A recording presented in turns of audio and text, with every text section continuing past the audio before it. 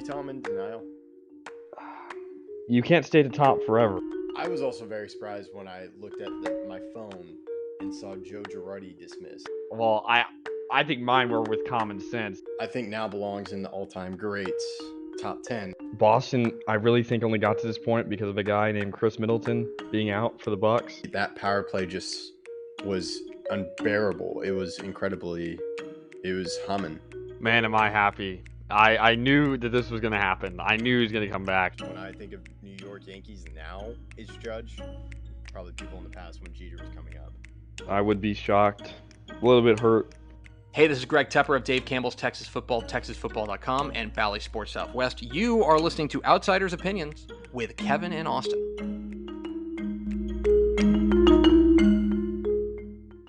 What's up, y'all? Welcome to our NFL Opinions of the Week.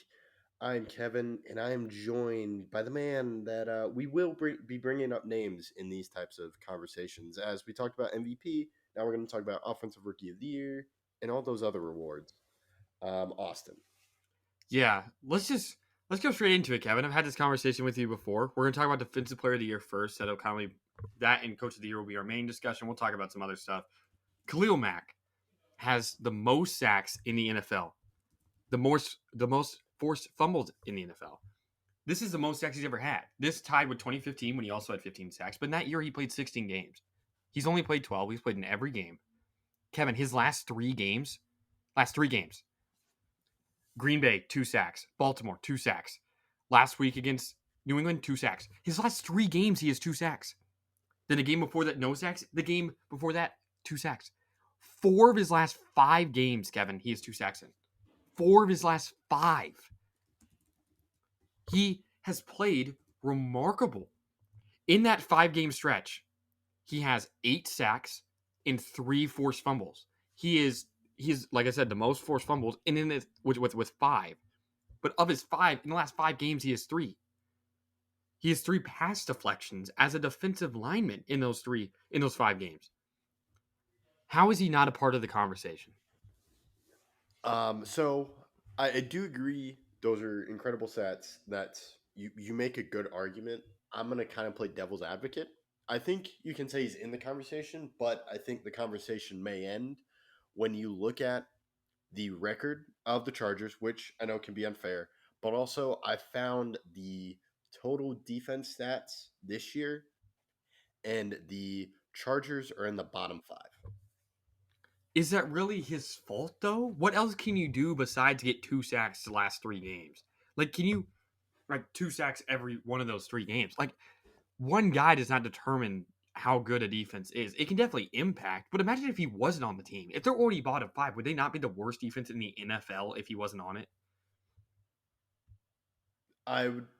That's a good point. I'm going to push back, yes, he is doing amazing, but when you look at the defense and you look at the other guys, because I would view Myles Garrett currently as the leader because TJ Watt got injured, but Myles Garrett was still in the lead. The Browns are number 1 in total defense.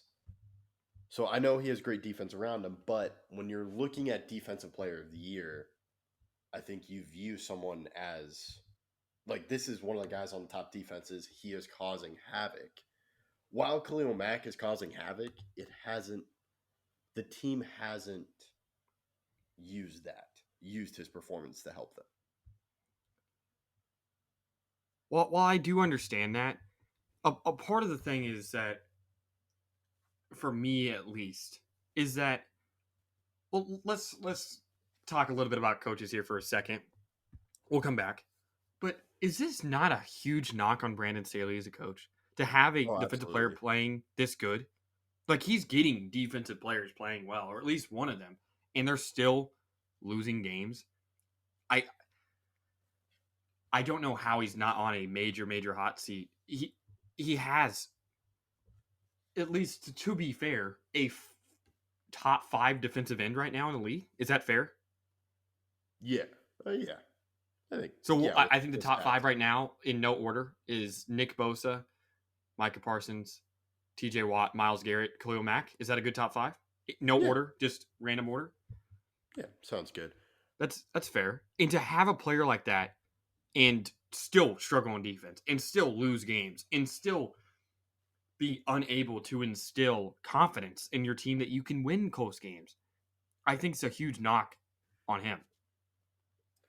Yeah, and to your point for your push for Mac to be in the conversation, the Steelers and Raiders, because I've heard Max Crosby, he'd be close to the top 5 for me, but they're in the middle right now. Steelers are 12 from the bottom, so they're not in the top. The top 5 are Browns, Ravens, Cowboys, Chiefs, Niners. So I would say Myles Garrett's probably the leader, but it's a close race. It's over what can happen these 5 games. Yeah, I completely agree. And I just don't know how.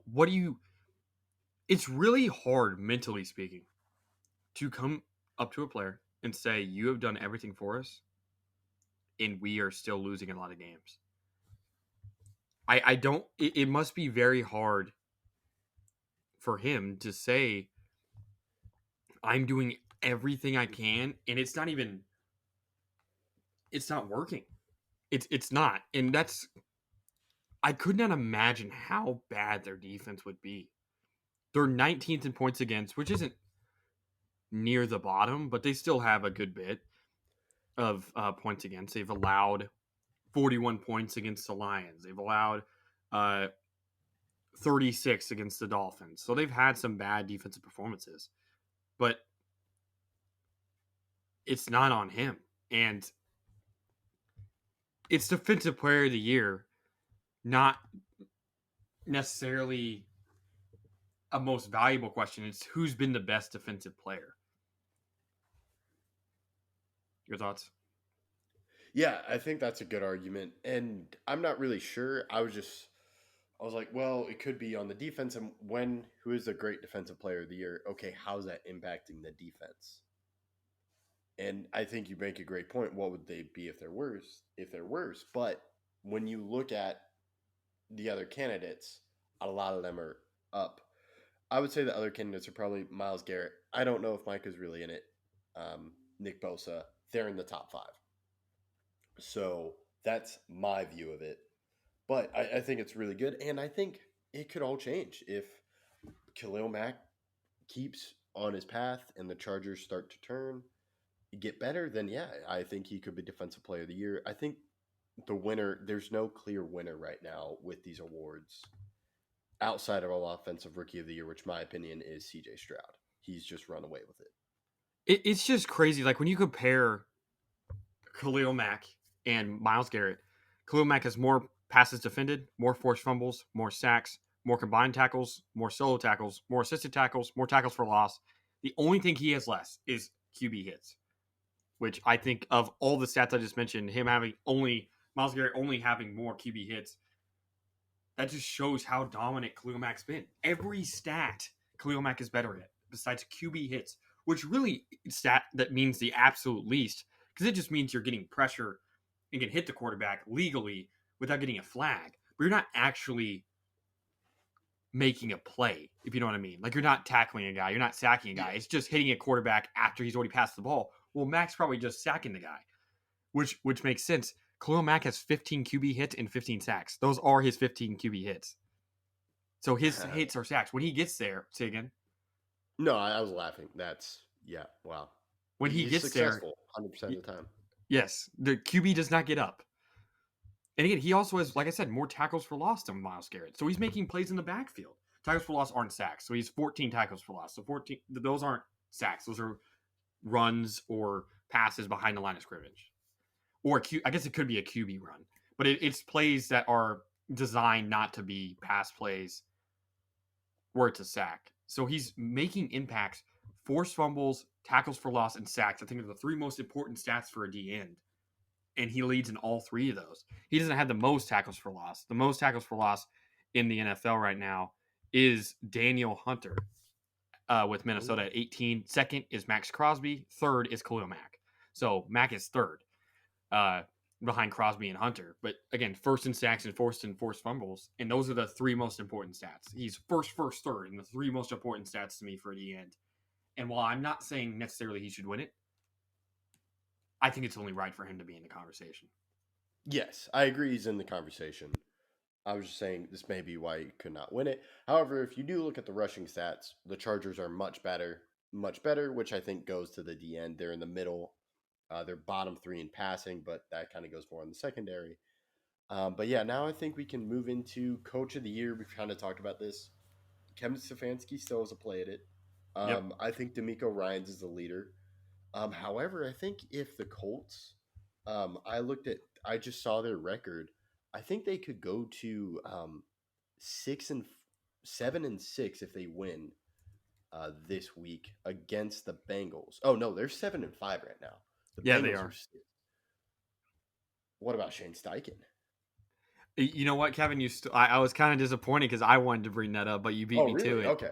I just kind of thought about it. I was like, oh yeah, what about Shane Steichen? Because the Colts being 7-5 and their quarterback is Gardner Minshew, which no shame to Gardner Minshew, but he was their backup quarterback.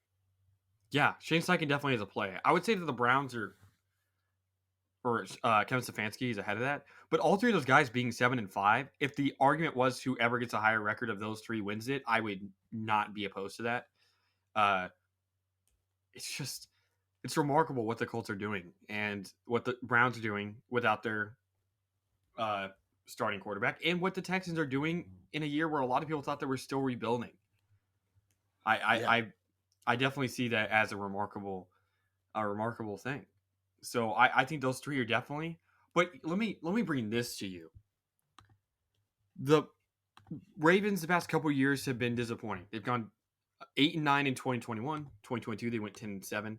If they finish 14-3, okay, they win their next 5 games, which include games against Rams, Jaguars, 49ers, Dolphins, Pittsburgh. So tough schedule. Because Jaguars and 49ers, I think Trevor Lawrence will probably be healthy by then. The Rams are still 6-6. Niners are obviously good. Miami's the number 1 seed right now, and Pittsburgh's still fighting for a playoff spot. They have 5 teams all fighting for a playoff spot. If they finish 14-3, could you see Harbaugh as a play? I could see it. Yeah, if they're 14-3, man, the records just aren't. I haven't been paying attention to the records, but yeah, if they win, they'd probably get the number 1 seed. If they're 14-3. Yeah, and that's all in play. And something that I think is also very, very confusing to me is that of the MVP talk, I think Lamar deserves more of a conversation than he's getting. I know he's not having the best year of his career, but he's at a 68% completion percentage. He's only thrown 13 touchdowns. But last year they were 10-7. The year before that, 8-9, both without him, both him getting hurt. They were first playoff exit and a non-playoff team, right? But now, if they go 14-3, he was the difference, right? They lost J.K. Dobbins, their star running back.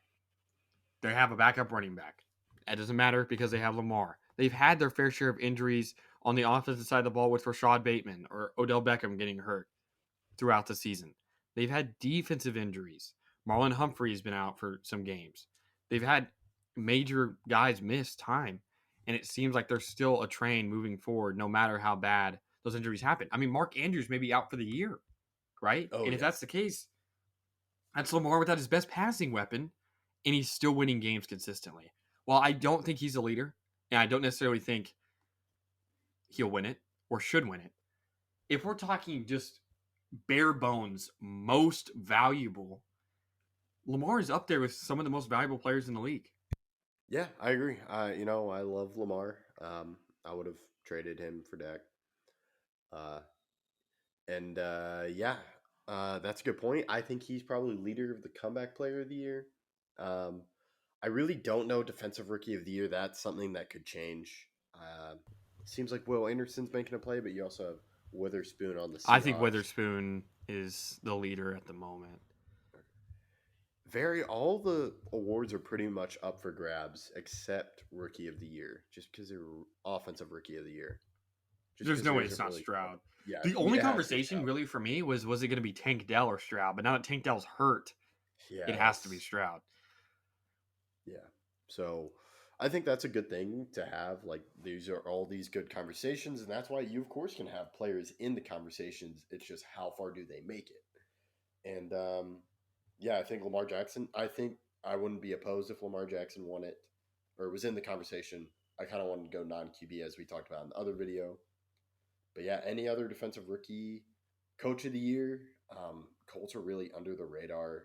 Texans are up and have gotten a lot of spotlight as they should because they're exceeding expectations.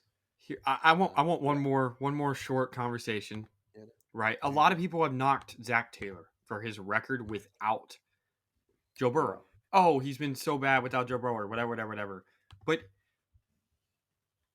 if the Bengals make the playoffs, they're 6-6. If they make the playoffs without Burrow, would that not be nuts? Like, maybe he doesn't win Coach of the Year. But you go. I almost was thinking about apologizing to Zach Taylor. I was like, man, if the Bengals really win with Brand, because I didn't even watch the game. I'm like, this game's gonna be a blowout. And then I look at halftime. I'm like, what?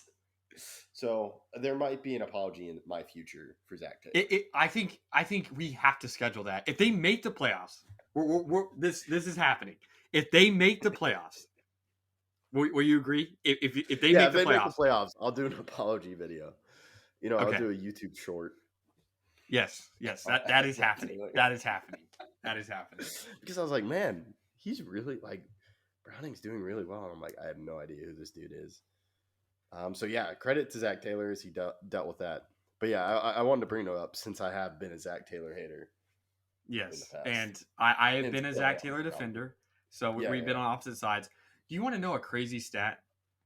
Yeah. I want you to guess. How many touchdowns did Jake Browning throw for in his senior year of high school? Senior year of high school? Yes. It's a crazy number. So think nuts. Think absolutely insane. 46. Not crazy enough. What? Not even close. Not even remotely close, actually. Go to high school. What? You were... Let me put it this way. I'll say it after. You're still not close. All right, I'll go 55. Not even remotely close. Really? All right, how many passing touchdowns? 91. 91? Where did he play in high school? When you get your first guess was 46, that's barely half. That's barely half. 91. He also scored 5 rushing touchdowns. That's almost 100 touchdowns. He had 96 total touchdowns. High school. Where is this? I think it's in California, right? What? It is in California. Okay, that's how do you do this in California? I thought it was going to be like Idaho or something. No. In California, 91 passing touchdowns. That's 91. How do you throw 91? And California is like a better football school, like a better football state. Like it's not. Yeah, it's probably the third best state. It's probably Texas and then Florida and then California. Or you could go. It's definitely Texas. I think is the best. But it would be either Florida or California is at second. But California's up there. It's a very very good. Up there. So to have 91 touchdowns, wow, that's insane. No, I saw that the other day, and I had to bring it up. You brought up Jake Browning. I wasn't going to say it, but I feel like as viewers, if you haven't heard that stat, that is a real. Please go look that up. Wild. How do you even have enough games to score 91 touchdowns? You understand if they played 11 games or 12 games, that's like 8 touchdowns a game. And they were against probably good competition because California. That's just insane. Wow. But yeah, and given was he on the roster at the start of the year? Because they brought in McCarron to be the backup, right? I thought they moved. I think Jake Browning was always the backup. McCarron was on the practice squad. Okay. Because they're wondering Jake Browning. Yeah, but he performed well. We'll see. But yeah, Zach Taylor. Maybe that's the game I'll watch it in because there are some nice games today. Who do they play? I forgot. They play the Colts. So you Colts versus Bengals at 12. Then you got Chiefs and Bills at 3:25. Then you got a Cowboys game at night. Look, I'm just gonna say the Bills lose. That's their season. It's over. Yeah, that'd be wild. Yeah, we'll have to see that. But that's all I got. Any final thoughts, Austin? Nope. My final thoughts was Jake Browning throwing 91 touchdown passes. So that's just a wild stat. Almost like Otani signing for $700 million. But check back for that video posted yesterday as we recorded the day of that. Thank you for listening. We appreciate you following along, and thank you for listening to Outsiders Opinions.